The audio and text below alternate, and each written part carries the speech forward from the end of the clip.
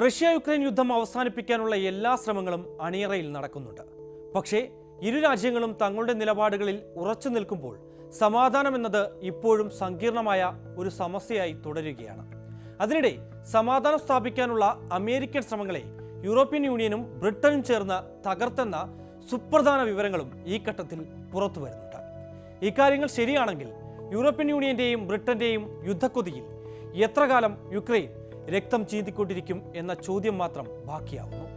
ഇതെല്ലാം യുക്രൈൻ സംഘർഷം കൂടുതൽ വഷളാകാനാണോ സാധ്യത, അതോ മധ്യസ്ഥ ചർച്ചകൾ ഫലം കാണുമോ? എത്ര നാൾ കാത്തിരിക്കേണ്ടി വരും ഈ ഒരു യുദ്ധത്തിന്റെ വിരാമത്തിനായി?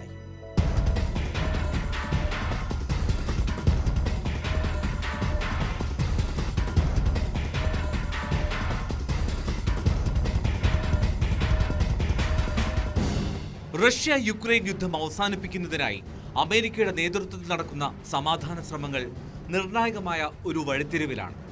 പ്രസിഡന്റ് ഡൊണാൾഡ് ട്രംപിന്റെ സമാധാന പദ്ധതിയെ മുൻനിർത്തിയാണ് ചർച്ചകൾ പുരോഗമിക്കുന്നത്. യുദ്ധം അവസാനിപ്പിക്കാനുള്ള നീക്കങ്ങളുടെ ഭാഗമായി അമേരിക്കൻ ഉദ്യോഗസ്ഥർ ഒരേ സമയം യുക്രൈനുമായും റഷ്യയുമായും ആശയവിനിമയം നടത്തുന്നുണ്ട്.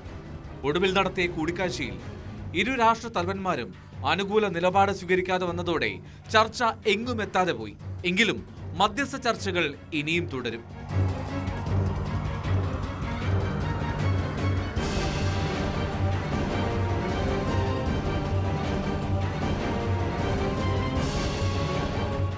ഇരുപക്ഷവും സമാധാനത്തിന് സന്നദ്ധരാണെന്ന് പുറമേ പറയുമ്പോഴും കാതലായ വിഷയങ്ങളിൽ വലിയ തർക്കങ്ങൾ തുടരുകയാണ്. നേരത്തെ റഷ്യയുടെ ഭാഗമായ യുക്രൈന്റെ പ്രദേശങ്ങളിൽ നിന്ന് യുക്രൈൻ സൈന്യം പൂർണ്ണമായും പിന്മാറണമെന്നാണ് പുടിന്റെ ആവശ്യം. എന്നാൽ ഭൂമി വിട്ടു നൽകില്ലെന്ന് സെലൻസ്കി തീർത്തു പറയുന്നു. ഭൂപ്രദേശ വിഷയത്തിൽ ട്രംപുമായി നേരിട്ട് സംസാരിക്കാനാണ് സെലൻസ്കി ആഗ്രഹിക്കുന്നത്. യുക്രൈന്റെ ഭാവി സുരക്ഷയ്ക്ക് നാറ്റോ അംഗത്വം അനിവാര്യമാണെന്ന് സെലൻസ്കി വാദിക്കുന്നു. എന്നാൽ യുക്രൈൻ നാറ്റോയിൽ ചേരുന്നത് തടയുക എന്നത് യുദ്ധത്തിന്റെ പ്രധാന ലക്ഷ്യങ്ങളിലൊന്നാണെന്ന് റഷ്യ വ്യക്തമാക്കുന്നു. ട്രംപും നാറ്റോ അംഗത്വത്തിന് എതിരാണ്. പകരം വെസ്റ്റേൺ പീസ് കീപ്പിംഗ് ഫോഴ്സിനെ വിന്യസിക്കാനുള്ള നീക്കത്തെയും റഷ്യ എതിർക്കുന്നുണ്ട്. യുദ്ധകളത്തിൽ റഷ്യൻ സൈന്യം മുന്നേറുന്നതിനാൽ പുടിൻ തികഞ്ഞ ആത്മവിശ്വാസത്തിലാണ്. യുക്രൈൻ പരാജയം സംബന്ധിച്ച് നിബന്ധനകൾ അംഗീകരിക്കുന്നതുവരെ കാത്തിരിക്കാൻ തയ്യാറാണ് എന്ന നിലപാടിലാണ് റഷ്യ. അമേരിക്കയുടെ ഇടപെടൽ റഷ്യയ്ക്ക് അനുകൂലമായാൽ നല്ലത്, അല്ലെങ്കിൽ ബലപ്രയോഗത്തിലൂടെ ലക്ഷ്യം നേടുമെന്ന നയമാണ് പുടിൻ സ്വീകരിച്ചിരിക്കുന്നത്.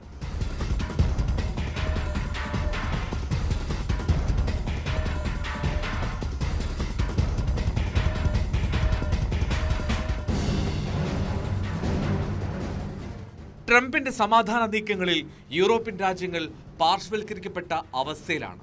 യുക്രൈന് ഏറ്റവും കൂടുതൽ സാമ്പത്തിക സൈനിക സഹായം നൽകുന്നത് യൂറോപ്പാണെങ്കിലും സമാധാന ചർച്ചകളിൽ അവരുടെ പങ്ക് നാമമാത്രമാണ്.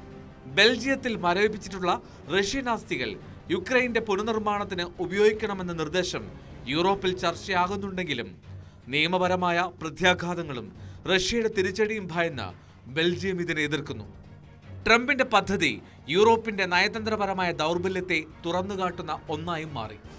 അതേസമയം യുക്രൈൻ യുദ്ധം അവസാനിപ്പിക്കാൻ അമേരിക്കൻ പ്രസിഡന്റ് ഡൊണാൾഡ് ട്രംപ് മുന്നോട്ട് വെച്ച നിർണായക സമാധാന പദ്ധതി യൂറോപ്യൻ യൂണിയനും ബ്രിട്ടനും ചേർന്ന് മനഃപൂർവ്വം അട്ടിമറിച്ചുവെന്ന ഞെട്ടിക്കുന്ന റിപ്പോർട്ടുകളും പുറത്തുവന്നു. ഈ പദ്ധതി ഒഴിവാക്കപ്പെടും എന്ന വ്യക്തമായ പ്രതീക്ഷയിലാണ് പാശ്ചാത്യ സഖ്യത്തിലെ പ്രമുഖർ പ്രവർത്തിച്ചത് എന്നാണ് വെളിപ്പെടുത്തൽ. റഷ്യ നിരന്തരം ഉന്നയിക്കുന്ന ആരോപണങ്ങൾ ശരിവെക്കുന്ന തരത്തിലാണ് ഈ വെളിപ്പെടുത്തലുകൾ. സമാധാനത്തിന്റെ സാധ്യതകൾക്കുമേൽ യൂറോപ്യൻ യൂണിയനും ബ്രിട്ടനും തിരശ്ശീല ഇടുകയായിരുന്നുവെന്ന് ഇത് വ്യക്തമാക്കുന്നു.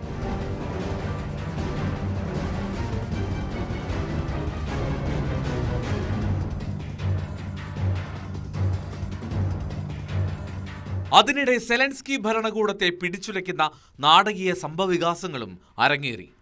സ്വന്തം ഭരണകൂടത്തെ തന്നെ പിടിച്ചുലച്ച വമ്പൻ അഴിമതി കഥകൾ കാരണം ചരിത്രത്തിലെ തന്നെ ഏറ്റവും വലിയ പ്രതിസന്ധിയിലൂടെയാണ് സെലൻസ്കി ഇപ്പോൾ കടന്നുപോകുന്നത്.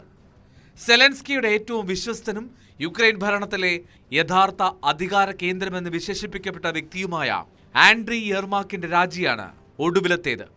ഇതെല്ലാം മുന്നിൽ കണ്ടാണ് യുദ്ധം അവസാനിപ്പിക്കാനുള്ള സമാധാന ചർച്ചകൾക്ക് പെട്ടെന്ന് വേഗത കൈവന്നത്. അഴിമതി മൂലം നഷ്ടപ്പെടുന്ന അന്താരാഷ്ട്ര പിന്തുണ തിരിച്ചുപിടിക്കാനുള്ള സെലൻസ്കിയുടെ അവസാന ശ്രമമാണെന്നും നിരീക്ഷിക്കപ്പെടുന്നു. ഇക്കാലം അത്രയും തന്റെ വലങ്കൈയായി പ്രവർത്തിച്ച യെർമാക്കിന്റെ രാജി സെലൻസ്കിയുടെ രാഷ്ട്രീയ ഏകാന്തത പൂർണ്ണമാക്കുകയാണ്. വിശ്വസ്തരെല്ലാം അഴിമതി കേസുകളിൽ കുടുങ്ങുകയോ നാടുവിടുകയോ ചെയ്തു. യുദ്ധത്തിൽ തകർന്ന ഒരു രാജ്യത്തിന്റെ നടുവിൽ തീർത്തും ഒറ്റപ്പെട്ട ഒരു ഭരണാധികാരിയായി സെലൻസ്കി മാറുകയാണ്.